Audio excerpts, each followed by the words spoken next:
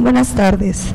La Universidad Autónoma de Baja California, a través del Instituto de Investigaciones Culturales Museo, les da la más cordial bienvenida esta tarde a la conferencia Violencia de Género desde una mirada intercultural, que en breves momentos impartirá nuestra invitada, la doctora Paloma Bonfil, a quien damos una cordial bienvenida a este foro universitario.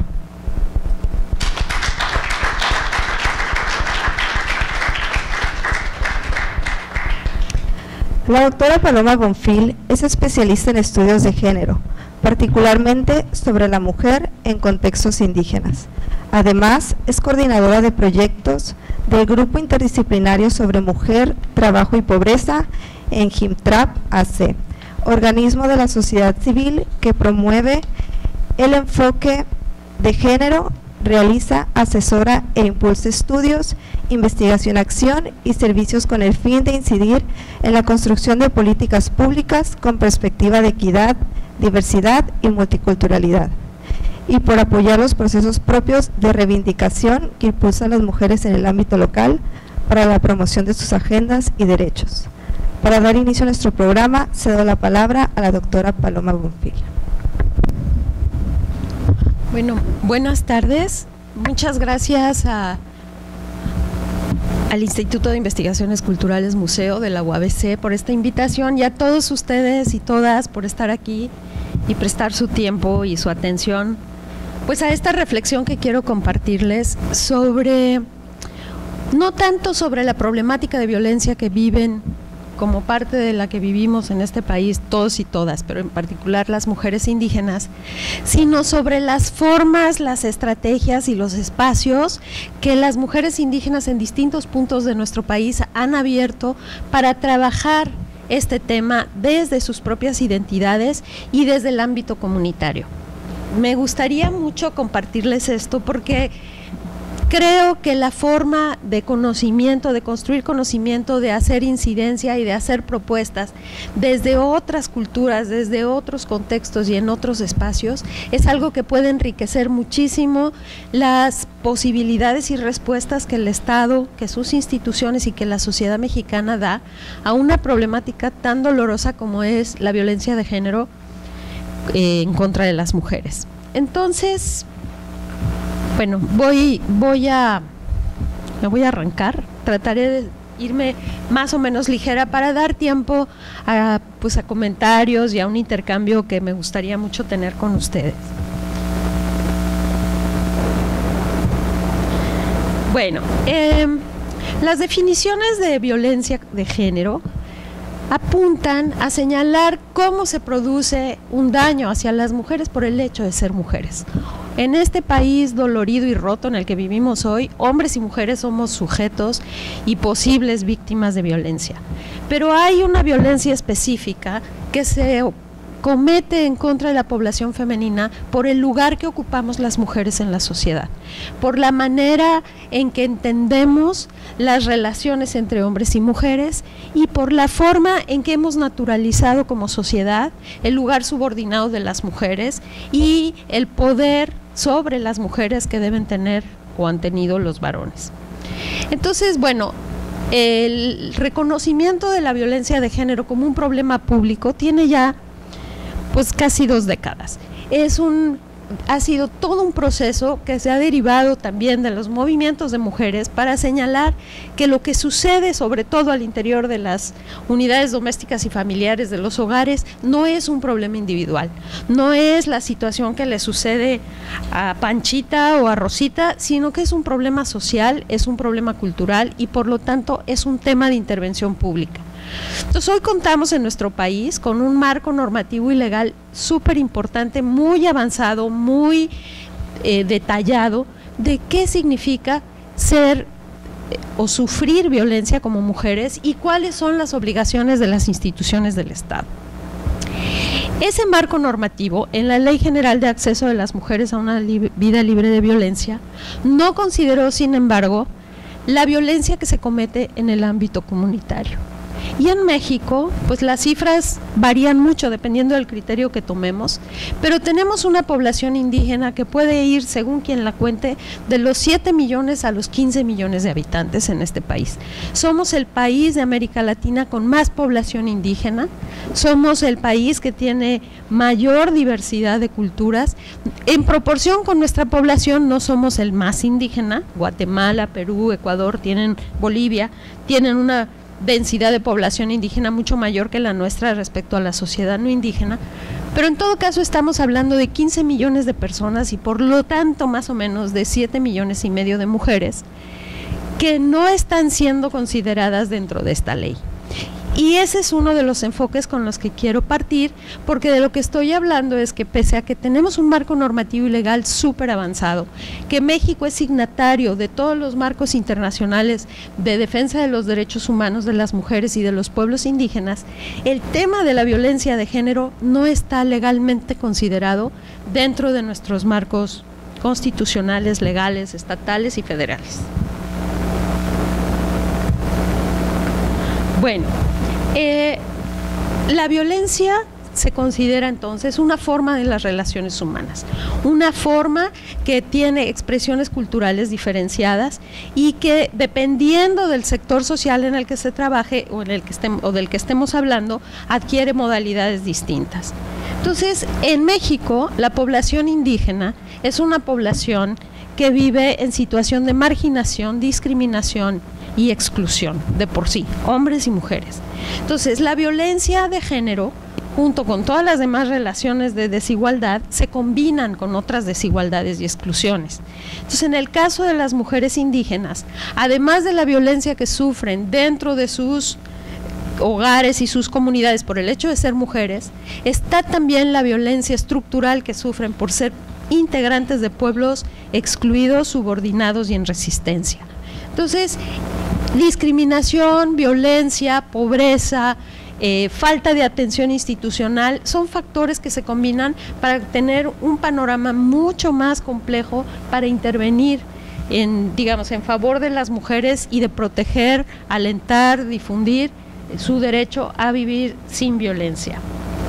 Hoy, a nivel nacional e internacional, se reconoce que la violencia, les decía yo, no es solamente un problema social, sino también es un problema de gobernanza, que no vamos a tener una sociedad democrática, incluyente, una sociedad más generosa si estos problemas no se resuelven y si las instituciones y el Estado no tienen una actitud o una conducta que permita realmente intervenir en los distintos sectores y condiciones en los que vivimos hombres y mujeres en este país, que somos un país diverso, diferente y desigual. Bueno, entonces, en ese sentido, tenemos que considerar la violencia contra las mujeres indígenas desde una mirada mucho más integral. Sí, aplicando lo que llamamos el enfoque y la perspectiva de género, estaremos viendo la violencia que sufren las mujeres por su posición frente a los varones y frente a mujeres no indígenas. Pero si la vemos desde la perspectiva intercultural, es decir, de esta relación que la sociedad mexicana ha establecido con sus pueblos indígenas, vamos a encontrar otro tipo de violencias contra mujeres indígenas que involucran también a hombres y mujeres no indígenas y a los servicios, a las instituciones e incluso a los marcos legales y normativos del Estado mexicano. Entonces, bueno, una primera premisa es que no vamos a poder resolver el tema de violencia contra mujeres indígenas mientras los derechos de sus pueblos no estén garantizados. Es decir, en la medida en que los pueblos indígenas de nuestro país no tienen garantizados sus derechos y sigan siendo sujetos de interés público y no sujetos de derechos, la violencia hacia las mujeres, la violencia de género, tampoco se va a poder resolver totalmente. Entonces, sí se trata de un problema que involucra desde la relación, colonial tardía que mantenemos con los pueblos indígenas en este país, hasta las relaciones personales y familiares en las que están involucradas las mujeres con sus parejas, con sus familias, en la comunidad. Y la violencia entonces para las mujeres indígenas se expresa en la familia, en la comunidad, en el ámbito del mercado, es todas las relaciones y transacciones económicas, y en el ámbito también del Estado, en sus posibilidades de acercarse o no, de ser sujetas, digamos, la cobertura de la cobertura del Estado, tanto en programas como en justicia, como, digamos, en un nivel de vida que acerque los derechos de las mujeres indígenas y sus oportunidades, al menos a los de la media nacional, que de por sí ya son bastante bajos. Entonces, bueno, la otra cuestión es que tampoco se va a poder resolver el tema de la violencia contra mujeres indígenas mientras la resistencia o los discursos de resistencia de los pueblos indígenas no se apropien también de ese derecho. Es decir, hoy por hoy, el derecho a vivir sin violencia de las mujeres es como un derecho individual, y digamos, el reclamo del ejercicio de ese derecho por parte de las propias mujeres indígenas ha entrado en tensión con los derechos colectivos de sus pueblos. Entonces, para muchas mujeres, denunciar la violencia que viven en su casa o que viven de parte de compañeros, o que significa ser señaladas como, pues, desde como traidoras a su comunidad hasta por lo menos como divisoras de movimientos. Entonces, cuando tenemos pueblos en resistencia, cuando tenemos pueblos que están defendiendo sus territorios, sus recursos, sus derechos políticos, sus derechos culturales, sus identidades, el tema de los derechos individuales de las mujeres ha sido un pretexto para relegar la lucha de mujeres indígenas por tener la igualdad de oportunidades y la oportunidad de vivir sin violencia.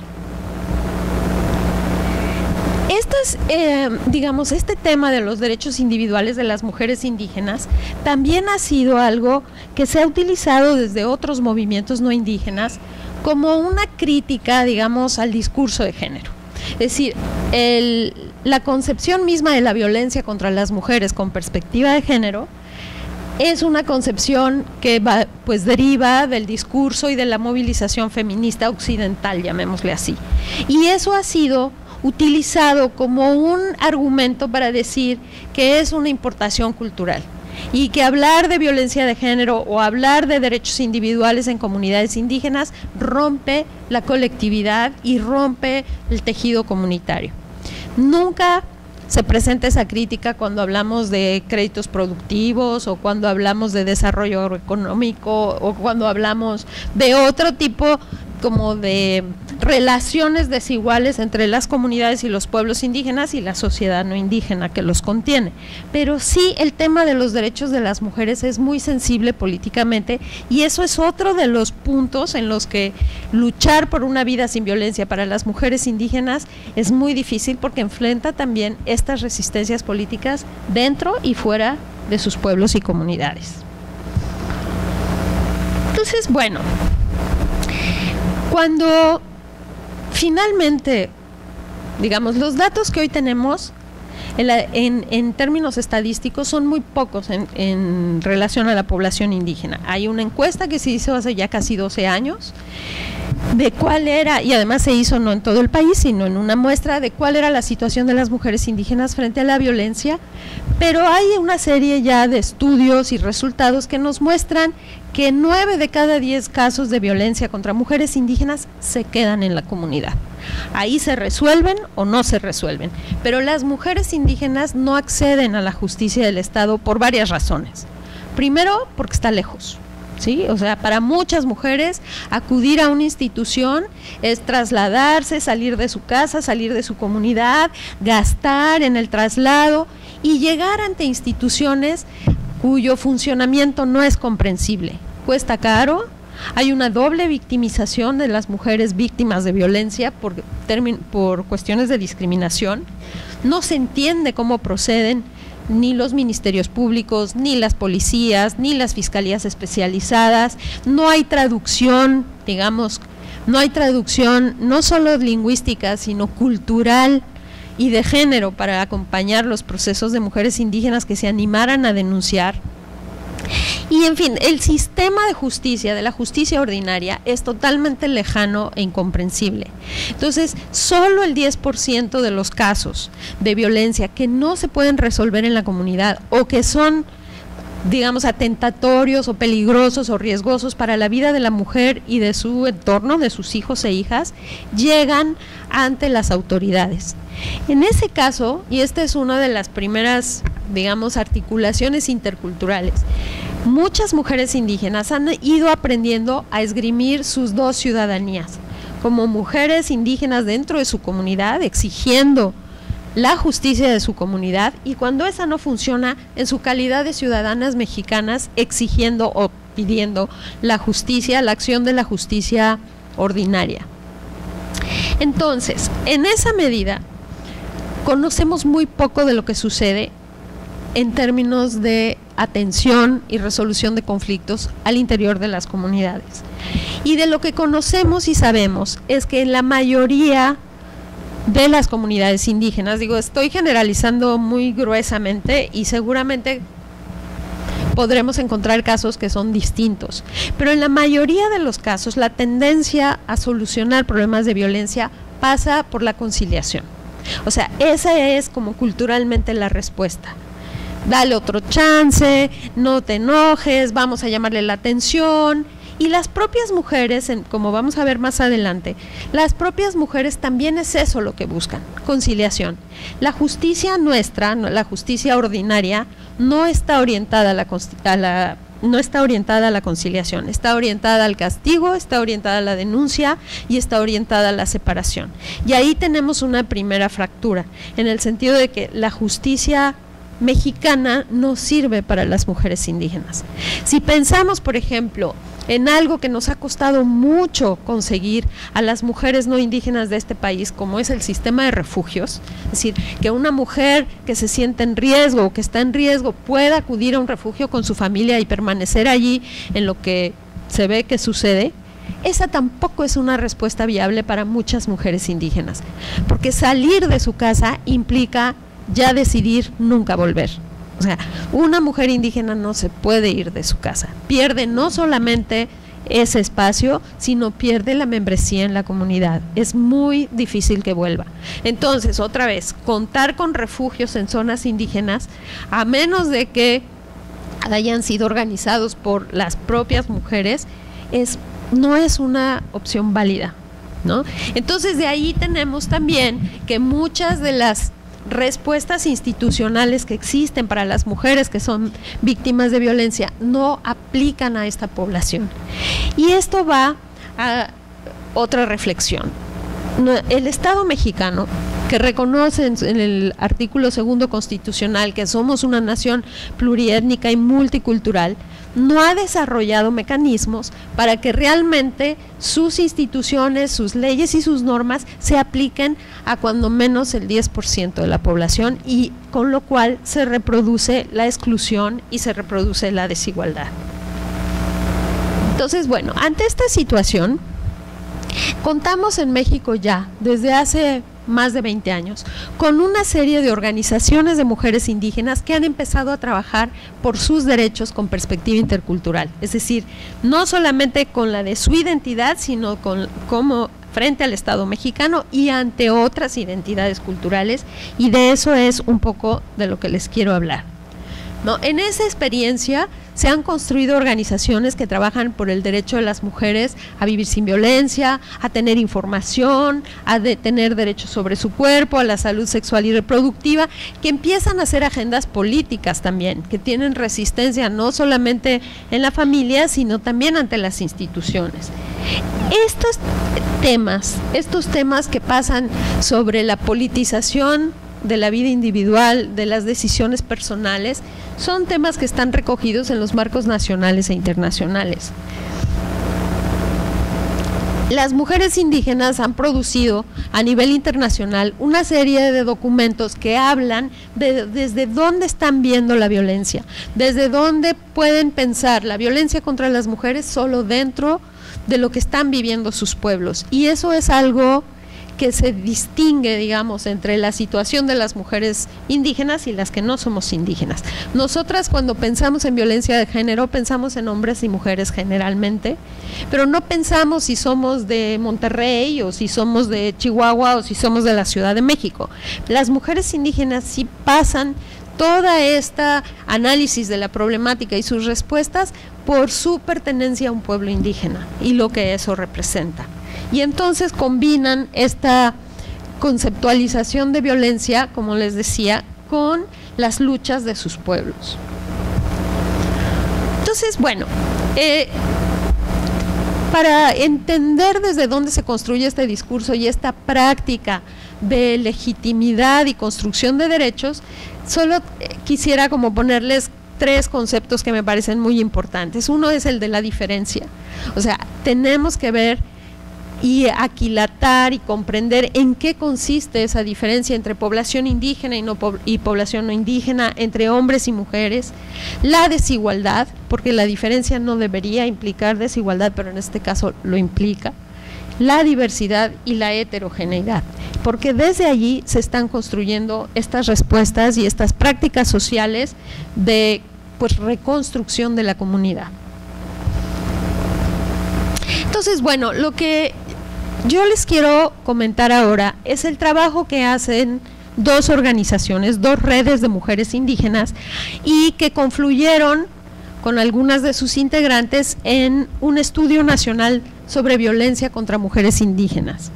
Una es la Red de Abogadas Indígenas, la otra es la Red de Casas de la Mujer Indígena y el otro es, bueno, los resultados de este estudio. La Red de Abogadas Indígenas es una red formada hoy por 27 abogadas indígenas, 4 de ellas con maestría de 14 pueblos distintos del país. Esta red se conformó en el 2011 por jóvenes egresadas de las carreras de Derecho que estaban involucradas en el activismo en defensa de los derechos de mujeres indígenas y que empezaron a trabajar analizando justamente los alcances de la Ley General de Acceso de las Mujeres a una vida libre de violencia, para llegar a esta conclusión de que en la medida en que no se consideraba la comunidad dentro de esa ley, pues la mayor parte de las mujeres indígenas no están cubiertas por esa ley. En esta organización es un esfuerzo de mujeres profesionistas que representan para mí las nuevas generaciones. Estamos hablando de jóvenes de menos de 30 años, escolarizadas, universitarias y profesionistas, que hoy están insertas en distintos espacios laborales, de activismo y también incluso de interlocución política con organizaciones indígenas, con organizaciones feministas, con el Estado, que hoy construyen como una voz colectiva de mujeres indígenas, pero una voz también muy diversa. O sea, no es lo mismo lo que hacen las abogadas indígenas wixárikas en Jalisco que lo que están haciendo las abogadas indígenas migrantes en Monterrey, que lo que hacen las abogadas zapotecas o mixtecas en Oaxaca. Sus estrategias, sus posicionamientos son muy distintos, pese a que construyen una red nacional desde donde pueden hablar, pueden dialogar con organizaciones indígenas nacionales, con organizaciones de mujeres a nivel nacional, con instituciones e incluso con el poder legislativo. En ese sentido, estas redes son una construcción, pienso yo, de ciudadanía nueva. Es nuevas formas de construir y apropiarse de derechos y de exigirlos. No solamente son los derechos reconocidos por la ley, sino los derechos que ellas mismas están interpretando. Y una característica de la Red de Abogadas Indígenas es su trabajo en comunidad. O sea, cómo están buscando hacer incidencia a nivel comunitario en estructuras que son profundamente patriarcales y donde las mujeres tienen pocos espacios y mujeres jóvenes menos espacios aún. O sea, ellas de alguna manera representan, les digo, estas nuevas generaciones en que se reinsertan a la comunidad desde un lugar diferente. Muchas son solteras, muchas se han casado, pero ya muy grandes después de los 25, ¿no? Ya son pues muy rucas para la comunidad, pero se han casado a veces con gente de fuera, siguen estudiando y trabajando, o sea, representan un rol social y un modelo de género muy distinto en cada una de sus comunidades, pero han logrado ser reconocidas por las autoridades tradicionales y hoy son también un instrumento de apoyo a las estructuras de justicia en sus pueblos, porque ese es el otro tema. Cuando las mujeres indígenas son víctimas de violencia y las autoridades comunitarias y locales, o sea, propias, no pueden resolverlo y acuden, por ejemplo, a un DIF o a un ministerio público, las propias autoridades indígenas son discriminadas. O sea, no hay nadie que les oriente, nadie que las escuche, no son tomadas en cuenta para buscar una solución. Entonces, lo que el trabajo que están haciendo en esta red de abogadas indígenas es una propuesta para reconfigurar el tejido social comunitario a través de fortalecer los órganos de justicia propios, incluyendo el derecho de las mujeres a vivir sin violencia, que no está pues realmente considerado en el trabajo de las autoridades locales. Entre las cosas que han hecho en esta red fue, bueno, primero este diagnóstico que hicieron en 7 regiones distintas y donde llegaron a esa conclusión que yo les decía de que 9 de cada 10 casos de violencia contra mujeres no sale de la comunidad, no llega a lo que conocemos como nuestras instituciones de justicia. También trabajaron, bueno, ya han desarrollado manuales, cursos, conferencias, tienen 3 videos, tienen cápsulas de radio para, digamos, formarse a sí mismas y para difundir el derecho de las mujeres indígenas a vivir sin violencia en su lengua, a nivel oral y dirigido a distintos interlocutores, por ejemplo, autoridades, a mujeres en las organizaciones. Fueron incluso convocadas por la Suprema Corte de Justicia para hacer un manual de legislación en temas de violencia con perspectiva intercultural. Allí construyeron ese manual junto con especialistas de ¿cómo se llama cuando vas y haces unas? Ay, que salen los antropólogos a hacer valoraciones de peritajes antropológicos. Gracias. Entonces, se me fue. Junto con especialistas en peritaje antropológico se construyó este manual que hoy maneja la Suprema Corte de Justicia. Tampoco les diré que con mucho éxito, pero lo maneja. Después, a partir de esta experiencia se conformó la Red de Abogadas Indígenas de Oaxaca, que hoy tiene 35 integrantes. Son 35 abogadas indígenas de distintos pueblos y hace 2 años se conformó la Red de Abogadas Indígenas de Michoacán. Entonces tenemos la nacional y esas 2 estatales.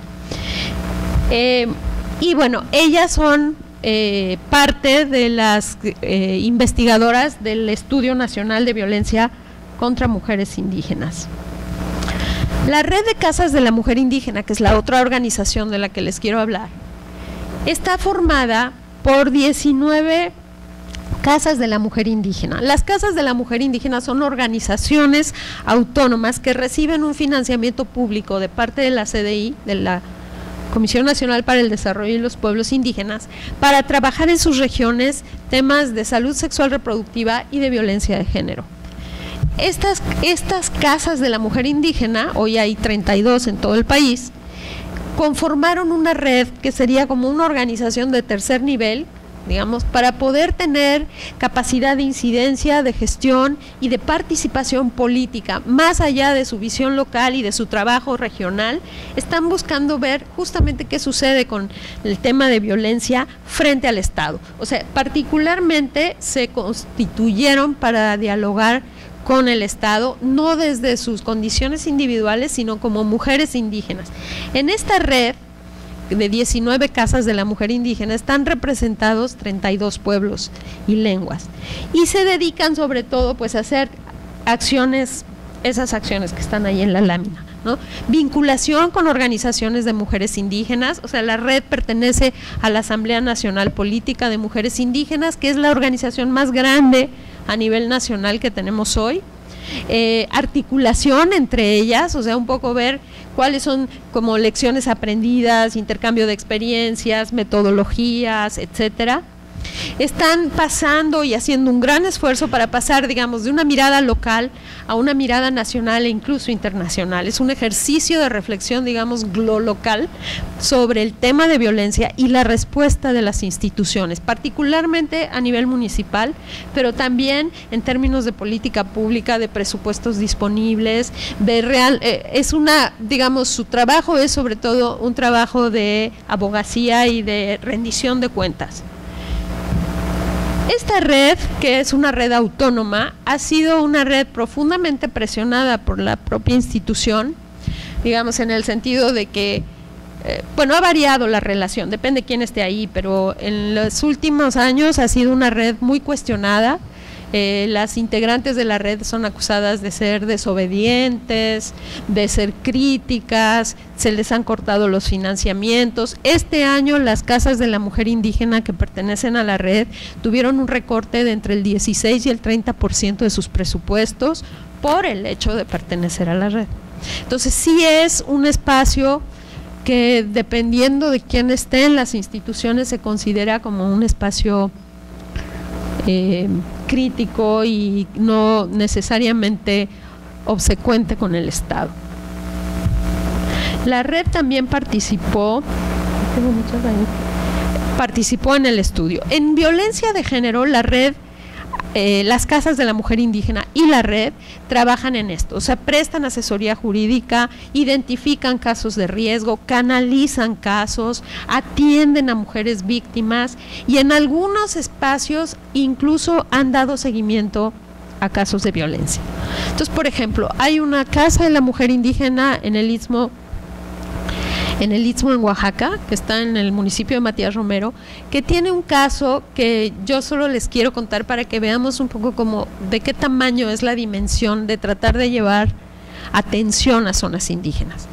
A ellas llegó el caso de una niña que había sido violada por su padre. Esa niña se quedó embarazada y el hermano se dio cuenta de que estaba embarazada y le dijo a la madre que había que buscar ayuda. Se acercaron a la casa de la mujer indígena. Ahí recibieron asesoría y se les preguntó si querían denunciar. Era obligatorio denunciar, pero se les preguntó porque la niña tenía 13 años. Dijeron que sí, costó mucho trabajo, sobre todo a la madre le costó mucho trabajo, pero dijeron que sí. Presentaron la denuncia y al momento de presentar la denuncia, el padre llegó con 3 abogados particulares. Nadie sabe de dónde salieron, pero se sospecha que había vínculos con el narcotráfico, con el crimen organizado o algo así, porque no tenían recursos para pagar abogados.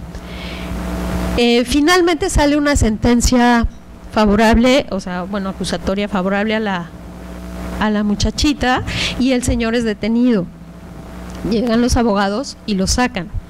Entonces ellas dan otra vez seguimiento, que además el seguimiento era también ir por la niña y su mamá y el hermano a la comunidad, llevarlos a la instalación de la casa de la mujer indígena, tenerlos ahí dependiendo entre 3 a 12 días con alojamiento, comida, traslado, apoyo legal, apoyo emocional, apoyo médico. Fueron hasta la ciudad de Juchitán para sacar las pruebas clínicas de ADN y demostrar que la niña sí había sido violentada por el padre. No se pudo hacer una interrupción del embarazo y la niña dio a luz. Pagaron el parto, llevaron a la niña al hospital, la trajeron de regreso.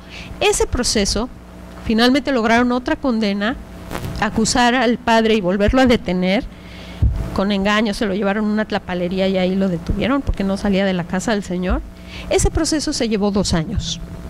Cuando se hizo el costeo, se vio que había, sin contar honorarios, porque ninguna de las mujeres de la Casa de la Mujer Indígena cobró por eso, sin contar honorarios, ese caso costó 200,000 pesos en 2 años. La niña, el señor fue sentenciado a 26 años de cárcel, lo cual sienta todo un precedente, y la niña recibió 2 meses de despensa. Tuvo que dejar la escuela. Su madre adoptó al bebé y entonces estos casos nos muestran lo difícil que es dar seguimiento, lo difícil y caro que es dar atención y por otro lado lo inútil de la respuesta. O sea, lo que la niña recibió fueron 2 meses de pensión, 2 despensas y la familia se quedó sin el proveedor principal.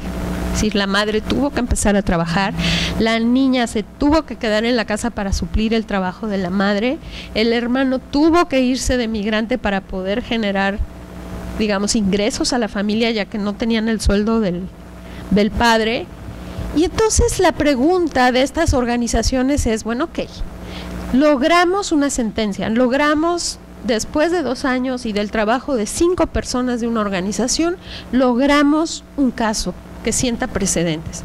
¿Y eso es la justicia? O sea, ¿a eso es a lo que estamos aspirando? ¿Eso es lo que podemos encontrar? Entonces, bueno, estas son el tipo, digamos, de reflexiones que se hacen desde estas organizaciones a partir de su práctica. Y esta organización, la de la Red de Casas de la Mujer Indígena, tiene una relativa situación de privilegio en el sentido de que recibe financiamiento anual, cosa que la Red de Abogadas Indígenas no tiene.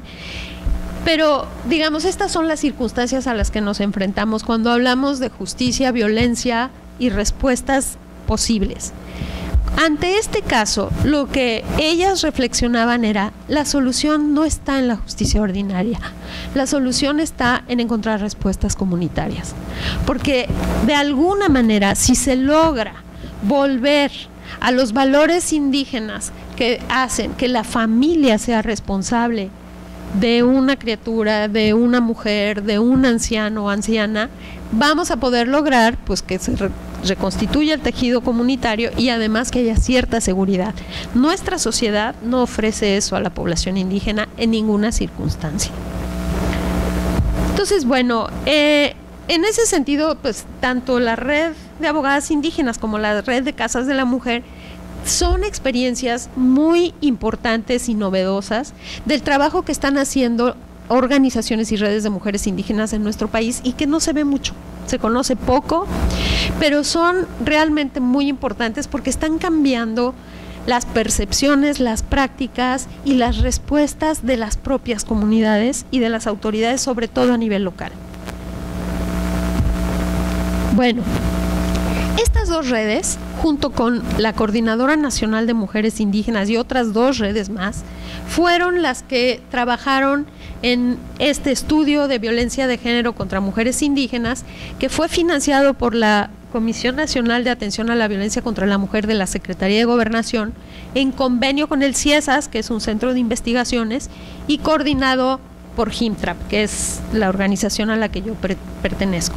Este era el objetivo del estudio. Y bueno, en este estudio participaron 46 investigadoras indígenas. O sea, se buscó que el estudio no fuera un estudio sobre mujeres indígenas, sino hecho con mujeres, por mujeres y para las mujeres. Entonces, se construyó primero todo el marco teórico y metodológico con 3 compañeras indígenas de distintos pueblos que pusieron las preguntas, los bloques y que estuvieron participando con el equipo técnico, que era un equipo formado por 4 personas, estuvieron participando con nosotros para construir los instrumentos de recabación de información. Entonces, el diseño metodológico y de contenidos del estudio se hizo participativamente y colaborativamente en ese sentido. También se hizo buscando que quienes participaron como investigadoras y como encuestadoras tuvieran como espacios de diálogo y de, digamos, de rebote de qué funcionaba y qué no funcionaba. Entonces, bueno, se tuvo 20 investigadoras y 16 encuestadoras. Se tuvo un equipo de 3 asesoras indígenas y el equipo técnico coordinador. Estas son las redes que apoyaron el estudio.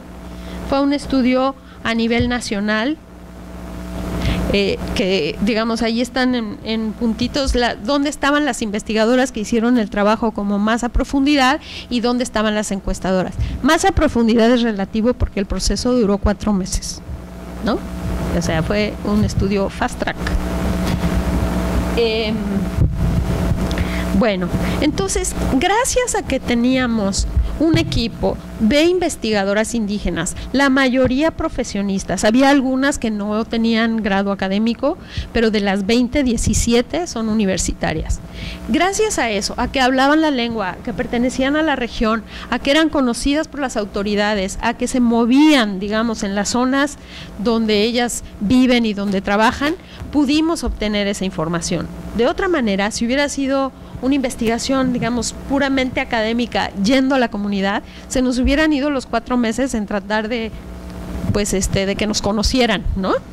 Entonces, bueno, esa fue una ventaja. La otra es que como son gente que pertenece a estos pueblos y regiones, se pudo incorporar el ámbito comunitario. O sea, no había como barreras, digamos, de lo externo y lo ajeno, no había esas barreras, hubo otras, pero no esas. Y eso permitió también que los hallazgos, las conclusiones y las preguntas fueran pertinentes y fueran legitimadas. Es decir, no es un estudio en el que las mujeres indígenas se sientan como retratadas desde lejos, sino ellas lo construyeron. Entonces, bueno, a partir de eso y a partir de este perfil profesional y, digámosle, activista de las investigadoras indígenas, se logró que esta investigación fuera una investigación también, una investigación dirigida a la acción. No es una investigación en ese sentido académica, aunque sí tuvo todo el rigor posible, sino que está dirigida a ofrecer respuestas y propuestas, tanto a las organizaciones de mujeres indígenas, como a las autoridades comunitarias, como a la academia, como al sector público. Entonces, bueno, el trabajo de campo se conformó por la aplicación de 4 cuestionarios que se hicieron a mujeres víctimas de violencia, a estudiantes de secundaria y preparatoria, hombres y mujeres, para detectar pues, un poco prácticas, conductas, percepciones de violencia desde el noviazgo, la familia, etcétera. Sabíamos que era muy difícil que las mujeres víctimas de violencia o las mujeres usuarias de servicios públicos te dijeran, ay sí, pues a mí me pegan 3 veces a la semana. O sea, nadie reconoce eso fácilmente, y entonces se buscó trabajar en el cuestionario con estudiantes para recuperar un poco qué percibían ellos y cómo vivían pues la violencia en sus casas, en su entorno, si había o no había. También se hicieron entrevistas semiestructuradas, sobre todo a mujeres en organizaciones, a mujeres que atienden casos de violencia, a personal de servicios de salud y de procuración de justicia y autoridades comunitarias y municipales. Se hicieron también ejercicios para sistematizar la experiencia de las propias organizaciones de mujeres indígenas, porque hay muchas en el país, pero no hay tiempo para que reflexionen sobre lo que están haciendo. O sea, están como muy involucradas en el hacer y hay muy poco tiempo para el pensar, reflexionar, analizar, concluir. Se hicieron también grupos focales. Cada una de las investigadoras, de las 20 investigadoras, hizo 2 grupos focales. Uno con mujeres, que podían ser víctimas o no, dependiendo lo que ellas pudieran convocar, y otro con autoridades. Y esos grupos focales con autoridades son muy importantes porque para muchas autoridades fue la primera vez que tuvieron un espacio para hablar del lugar, la función y la problemática que enfrentan en términos de violencia contra mujeres y sus capacidades, posibilidades y visión frente a esa problemática.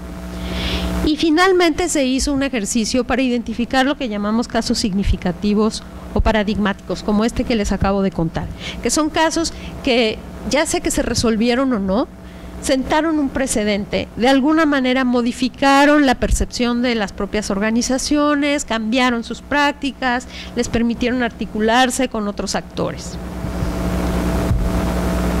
Entonces, bueno, este estudio tuvo estos 5 bloques de conocimiento que ellas definieron, ¿sí? ¿Cuáles son esas principales problemáticas de violencia que se viven en las regiones indígenas y cómo se podrían caracterizar de acuerdo a lo que establece la Ley General de Acceso? ¿Cuáles son los contextos en los que se produce y se reproduce esa violencia? ¿Qué factores la detonan y qué posibilidades hay como para detenerla? ¿Qué es lo que están haciendo las propias mujeres indígenas? Porque eso sí es como una conclusión. Desde desde el sector público y desde las autoridades locales y comunitarias se está haciendo muy poco o nada. Lo que se está haciendo es obra de las organizaciones de mujeres indígenas, ¿no? ¿Cómo podemos identificar o qué necesidades se identifican en términos de lo que las mujeres requieren de respuesta de sus autoridades propias, indígenas, locales, tradicionales, comisariados, quien esté encargado? Y finalmente, ¿cuáles son los efectos de la violencia sobre las mujeres? Esos fueron como los ámbitos que ellas definieron de exploración. Se tocaron entre las encuestas que se hicieron, las encuestadoras trabajaron en regiones cercanas pero distintas a las investigadoras. Se cubrieron 21 pueblos indígenas más población urbana en la Ciudad de México, aquí en Tijuana y en Monterrey. Que eso también es algo como muy importante porque llevó a una discusión sobre de qué hablamos cuando hablamos de regiones indígenas, toda vez que en los núcleos urbanos, en muchas zonas ya tenemos mucho más población indígena que en las regiones tradicionales de población y asentamientos indígenas. Y además es una población migrante de reciente o antiguo asentamiento, multicultural, que tiene problemáticas muy diferentes y que en algunos casos es muy invisible y en otros no alcanza la cobertura del Estado porque vive en zonas que no se consideran prioritarias o con un índice de desarrollo humano jodido, ¿no? Bueno, entonces, a partir de este trabajo se sistematizaron 1.730 cuestionarios en mujeres, 758 a chavos y 745 de chavas, 326 cuestionarios, en fin, ahí están los datos. ¿Para qué lo leo si ahí lo están viendo? ¿No? Pero lo que es esta lámina, lo que les quiero decir es que tiene una base documental y una base, pues no les diré que es estadísticamente representativa, pero sí cualitativamente muy importante, ¿no? Bueno, entonces yo solo quiero compartirles para concluir dos de los aspectos, y muy en general, dos de los aspectos que resultaron. Uno es el acceso a la justicia para las mujeres y otro es la respuesta de las autoridades comunitarias. Entonces, bueno, lo que les mencionaba, solamente el 10% de los casos salen de la comunidad, pero en aquellos que salen, lo que encontramos es una doble victimización, un profundo racismo y un increíble desconocimiento de las autoridades, sobre todo a nivel municipal, del marco legal y normativo. O sea, si las mujeres acuden, o sea, lo que vimos es que la mayoría de las policías, los DIF, incluso las fiscalías, los ministerios públicos nunca han oído hablar de la Ley General de Acceso, ni de la ley estatal, ni de los derechos de las mujeres, no saben lo que es violencia de género, y también como trabajan en el sentido de, pues, ¿qué le hiciste? ¿No? O sea, tú algo le hiciste, ¿no?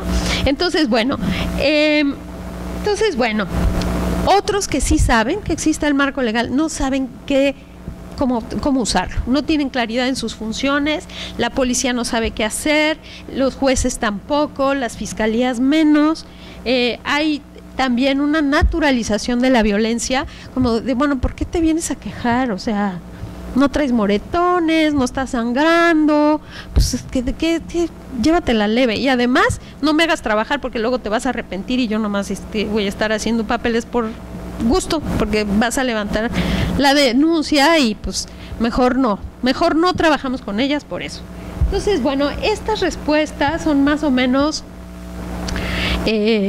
mita y mita entre autoridades comunitarias y autoridades municipales o estatales con presencia en la cabecera municipal.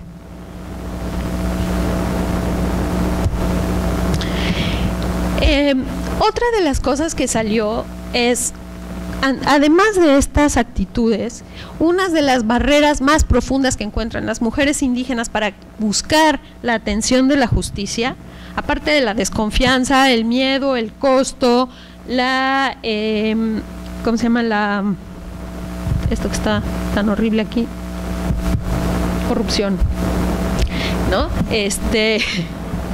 Qué bueno que se me olvidó, pero bueno, aparte de esas razones, lo que encontramos es que la presencia de la justicia ordinaria está muy lejos, o sea, no es cercana, ni cultural ni físicamente.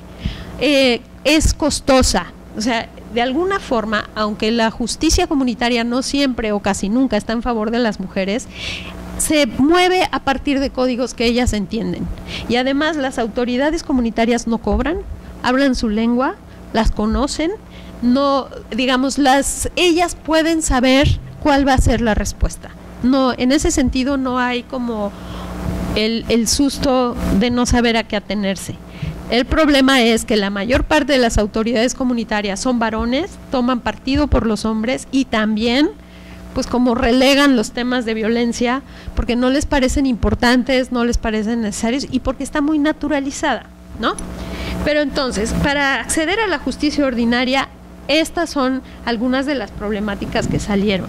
Ahora, lo que es muy fuerte es ver en esa gráfica la respuesta de las autoridades respecto a si la comunidad es hoy un lugar seguro para mujeres indígenas.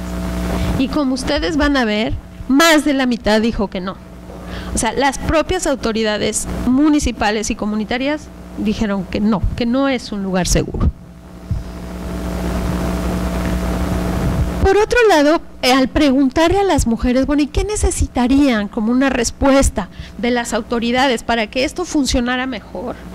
Aquí vemos como cuáles son entonces las demandas de las mujeres usuarias de los servicios.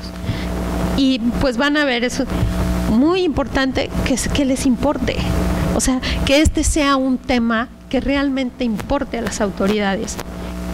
Que ellas no tuvieran miedo o vergüenza de denunciar, eso también es muy importante y es parte de las razones por las que no vemos el nivel y la dimensión de esta problemática. Que existan apoyos, porque pues si no hay apoyos, o sea, lo que vimos es que donde no hay organizaciones de mujeres indígenas que estén apoyando estos procesos, no pasa nada, ¿no? En fin, ahí están, ¿no? Las gráficas. Bueno, en estas encuestas lo que salió es que la mayoría de las autoridades locales dijeron haber atendido casos de violencia.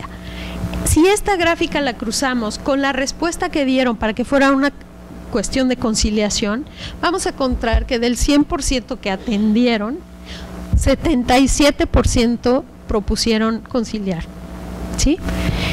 Y conciliar va desde no te enojes con tu esposo y dale chance otra vez, hasta violaron a esta niña, pues que se case con ella, ¿no? O sea, digamos, esas son como las respuestas y las, digamos, las oportunidades que las autoridades comunitarias en ese rango ven. Bueno, el tema de la violencia institucional fue algo que surgió muy fuertemente en este estudio y también el abandono de las autoridades comunitarias. O sea, no hay apoyo, no hay formación, no hay una sola política, en las políticas públicas no hay una sola acción dirigida a autoridades comunitarias, ni una en este tema.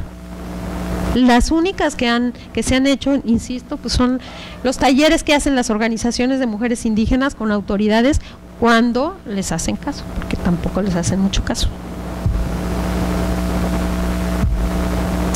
Bueno, y en las autoridades comunitarias lo que podemos ver es, bueno, la mayoría de las que se entrevistaron sí eran y que se encuestaron sí eran autoridades indígenas. Esas autoridades también tienen la percepción de que la comunidad ya no es segura. Ese cambio, digamos, como al equipo de investigación nos pareció muy dramático. O sea, que la comunidad ya no sea un espacio seguro es algo que es nuevo y que tiene que ver no solamente para las mujeres, es inseguro para todos, tiene que ver con lo que está pasando de la penetración del crimen organizado, tiene que ver con la ruptura de tejido social, tiene que ver con la pérdida también de los recursos locales. Tenemos casi 40% de gente que conoce que hubo abuso sexual a niñas. Eso también es un dato muy fuerte porque, bueno, se sabe que existe el problema, pero hablar de que casi 4 de cada 10 niñas, más bien casi 4 de cada 10 autoridades saben que hubo esto y tampoco intervienen porque no saben cómo, es una forma de empezar a entender de qué tamaño es la violencia. Y el surgimiento, digamos, alcoholismo siempre ha habido, pero el tema de la drogadicción y las adicciones es algo que también aparece como un factor de riesgo y de ruptura de los canales de seguridad que había en la comunidad. ¿no? Entonces, bueno, en esta parte, el tema del trabajo, del acceso a un recurso propio, de la autonomía de las mujeres, la autonomía económica, la autonomía de decisiones, la autonomía de traslado, sale como un factor muy importante en temas de violencia. O sea, ¿por qué una señora se queda con una pareja que la tunde 3 veces a la semana? Pues porque no tiene a dónde ir, porque tiene 8 hijos y no tiene cómo mantenerlos, porque vive en casa de los suegros y no tiene su propia casa, y porque en muchos lugares, por ejemplo en Chiapas, las mujeres que salieron de la casa paterna difícilmente son otra vez acogidas ahí, ya no pueden volver. Entonces allí hay también el tema pues de la falta de autonomía de todo tipo para las mujeres. Bueno, están las gráficas, no se las vuelvo a leer. Pero bueno, las razones por las que las autoridades locales indígenas no intervienen. El problema menor, si se fijan, es el del presupuesto y el que no haya mujeres autoridades en la respuesta de ellos. En la respuesta de las mujeres, que no haya mujeres autoridades sube más o menos al 25%. Por eso no se acercan, por eso no hablan, por eso creen que no tienen respuesta, porque no hay una mujer que las pueda escuchar. Pero en el caso de los hombres, lo más fuerte es que no saben cómo funcionar frente a esa problemática, no saben qué hacer, ¿no? Bueno, y estas son en la gráfica, aquella, está pues cuáles son los tipos de violencia que ellos distinguen y que más se les presentan. Entonces, bueno, aquí aparecen estas gráficas, de lo que hablan es aquellas autoridades que conocen el trabajo de organizaciones de mujeres indígenas, ¿qué piensan de eso? ¿Cómo las ven? Muy pocos la conocen, pero sí tienen la percepción de que cuando hay organizaciones las mujeres se acercan más y tienen ciertas respuestas, ¿no? Y aquí viene un poco pues cuáles han sido las acciones y a dónde llega el dinero cuando llega. Mucho se da en campañas, ¿no? Campañas de prevención, en las radios, carteles, cosas así sobre el derecho a una vida sin violencia.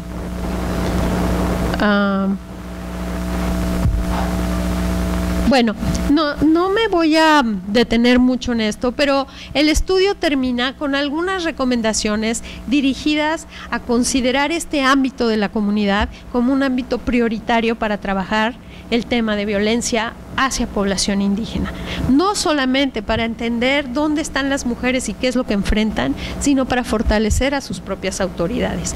Y eso solo se puede hacer en lengua, de manera oral y además in situ, es decir, no llevar los casos de violencia hacia las autoridades y las instituciones, sino llevar las instituciones a las comunidades. ¿Cómo hacerlo? ¿A través de qué redes? ¿A través de qué mecanismos? Es algo pues que está todavía por dibujarse y depende mucho de las circunstancias de cada pueblo, de cada región, de cada zona indígena. Pero el punto es que nuestro esquema, digamos, operativo de las instituciones y de las respuestas públicas a la violencia, que es cómo vamos a denunciar, cómo vamos a un refugio, cómo vamos a los servicios periciales, cómo vamos a una fiscalía, en el caso de la población indígena tiene que ser al revés. Es decir, cómo va la fiscalía a la comunidad, cómo van los servicios de salud a la comunidad, cómo va la justicia a la comunidad. O sea, es como una mirada en espejo. Entonces, bueno, aquí vienen, no las voy a leer, y voy a pasar muy rápido, tampoco las van a leer ustedes, pero son 28 páginas de recomendaciones, pero aquí no hay tantas. Y con eso cierro. Muchísimas gracias.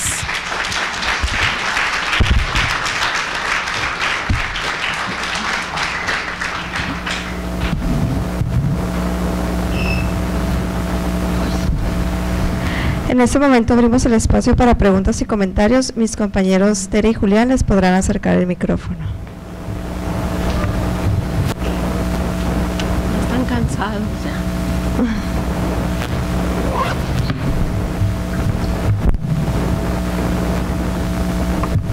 Gracias.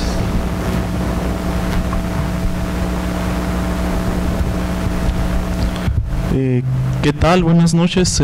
Primero que nada, agradecerle su participación el día de hoy.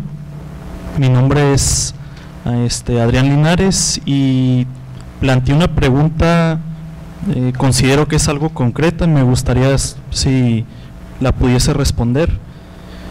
Mi pregunta aborda el tema respecto a qué papel debe jugar el Estado en disminuir la violencia de género en comunidades indígenas sin reemplazar la autoridad tradicional o sin perjudicar a las costumbres y tradiciones que se tengan dentro del contexto de la comunidad.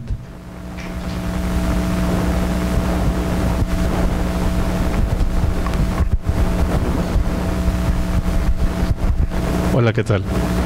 Yo quisiera hacer en sintonía con esa pregunta que le están haciendo una otra pregunta, que es, con todo esto que está manejando de la Asociación de Abogadas Indígenas, estaba pensando qué tanto usted cree que aportaría a resolver la problemática, avanzar en la resolución de esa problemática, abordar soluciones parecidas a las que se hicieron en países como Bolivia, de plantear una otra constitución fuera de la constitución convencional, que sea una especie de constitución indígena y que sirva para pues no resolver el problema de un jalón, pero de perdida sí hacer una distinción muy grande entre dos formas radicalmente distintas de concebir el mundo, por más que la forma indígena involucre otras muchísimas culturas dentro de ella, ¿no?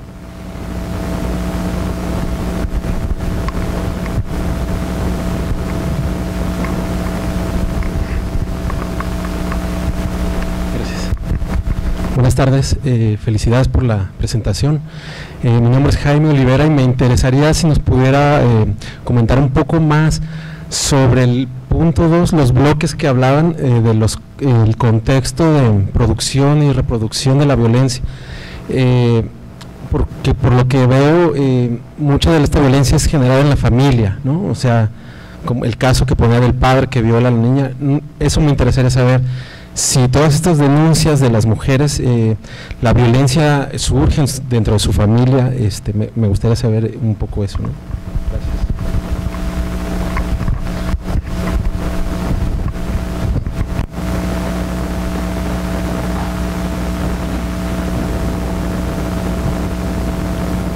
¿No hay contexto?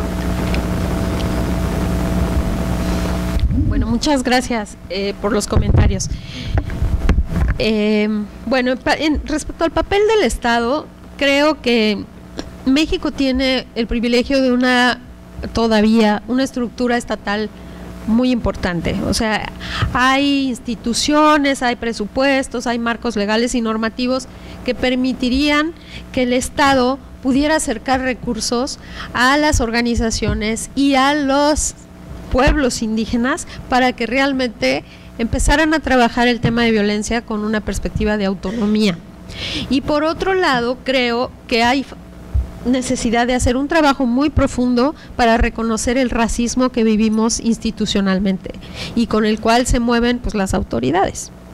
Entonces creo que en ese sentido el papel del Estado es pues un poco acercar los recursos para que las organizaciones y los pueblos indígenas puedan empezar a reflexionar y a construir sus respuestas a estas problemáticas. No es tanto la intervención, a menos de que desde ahí se solicite.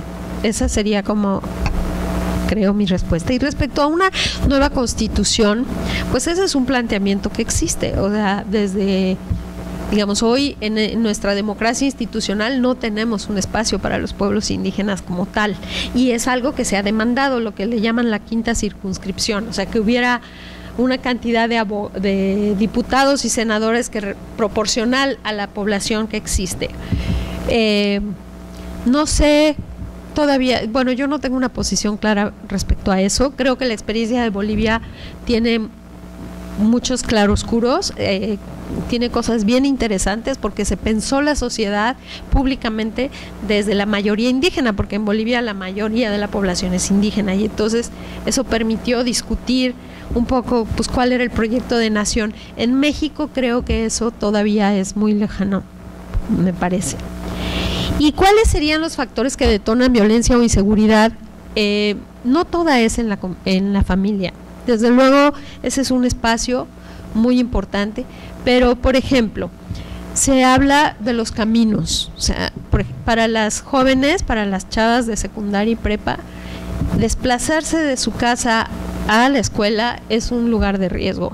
El transporte, el trabajo, la falta de empleos, por ejemplo, de fuentes de ingreso en la comunidad, hace que las mujeres que necesitan trabajar salgan de la comunidad, y eso se ve como un riesgo muy grande, porque los caminos son inseguros, porque los transportes son inseguros, porque si dentro de la comunidad no tienen protección suficiente, fuera de la comunidad no tienen ninguna, y son sujetas de violencia de todo tipo, ¿no?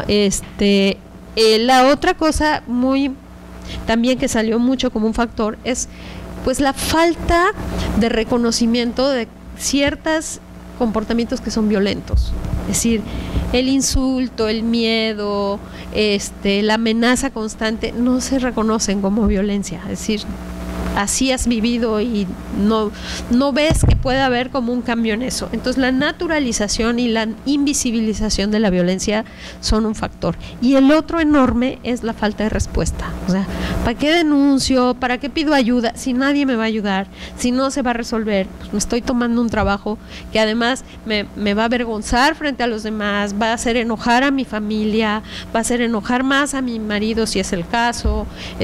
Entonces esas cosas hacen que el círculo de violencia se haga más amplio y más fuerte.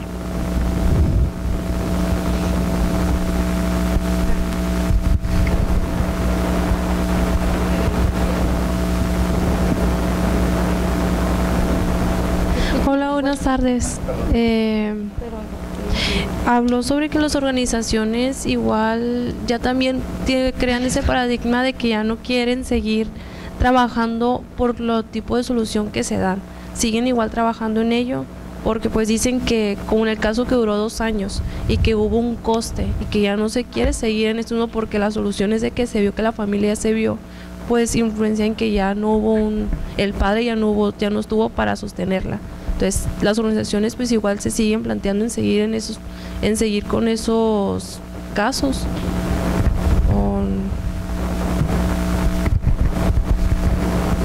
¿Quieres preguntar de una vez? Sí. Perdón.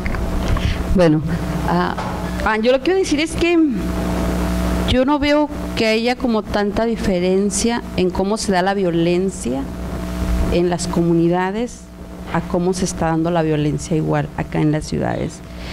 Que lo complejo de la problemática por la cuestión de los pueblos indígenas y la diversidad que hay es en cómo se dan las respuestas, como decías hace rato, porque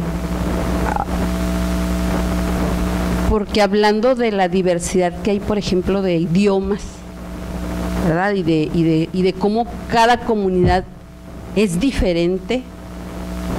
Ahorita bueno, yo me recordaba que una vez participé era como una capacitación a las autoridades en Oaxaca, a las autoridades municipales, sobre los derechos de los niños y de las niñas. Y entonces las autoridades estaban dispuestas a que, está bien, vamos a capacitarnos en qué es esto de los derechos de las niñas y los niños, pero de repente te encontrabas con que en un mismo municipio hay diferentes comunidades hablando diferentes lenguas, y entonces tu capacitación de 2 horas no iba a durar 2 horas, porque desde la institución te decían, tienes tanto tiempo para capacitar, y vas a la comunidad y dicen, sí, ya tenemos un traductor para cada comunidad, y son 7 diferentes lenguas, y entonces cada uno va a traducir lo que estás diciendo. Y entonces ahí es donde se le agrega esta complejidad para poder responder, ¿no? O sea, el problema de la violencia de por sí es complejo.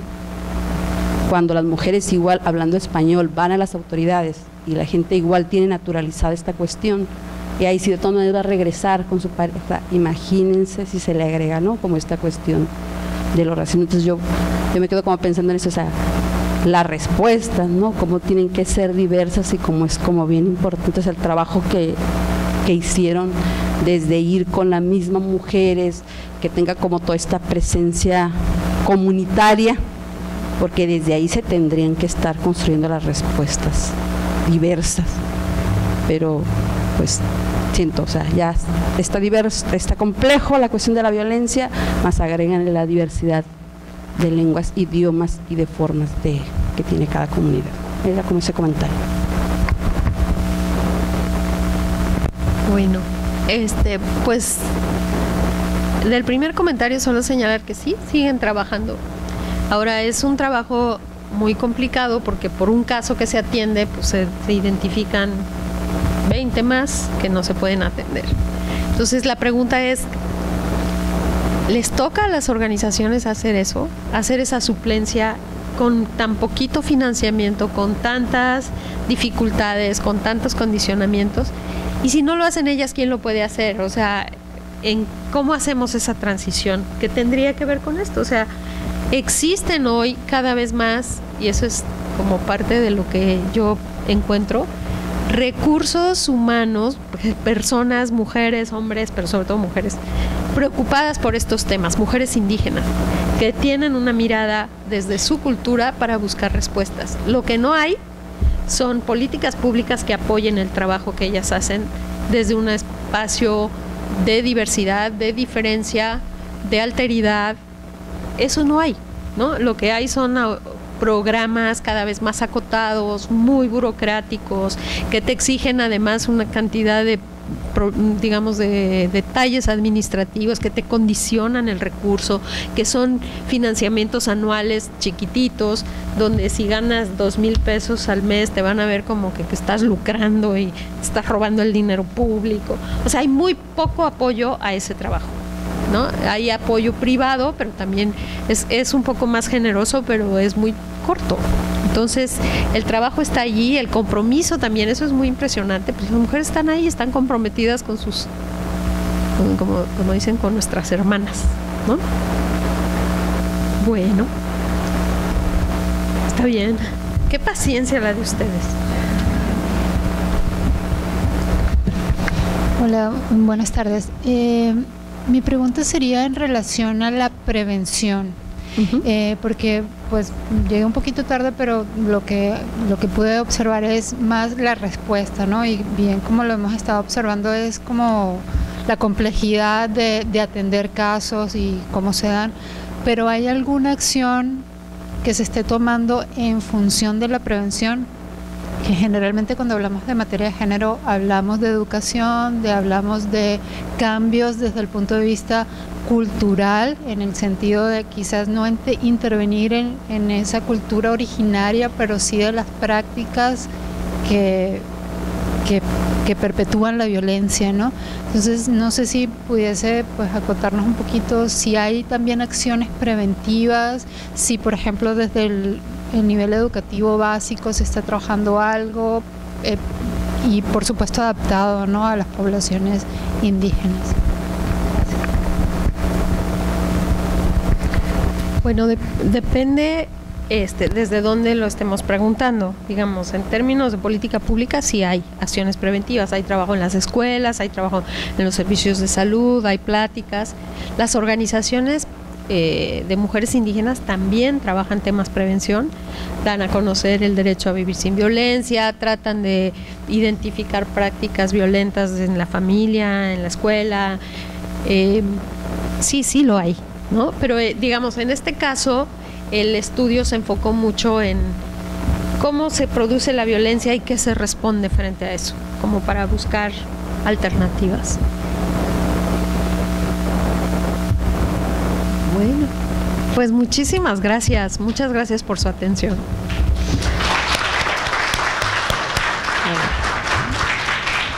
Agradecemos a nuestra invitada y a todos ustedes su apoyo y participación. Con esto damos por concluida nuestra sesión de hoy y los invitamos mañana viernes a partir de las 5 de la tarde al Festival de Lucha contra la LGBT-fobia en el Jardín del IC Museo y a las 6:30 de la tarde al Circuito Intermuseos dentro de las instalaciones del museo.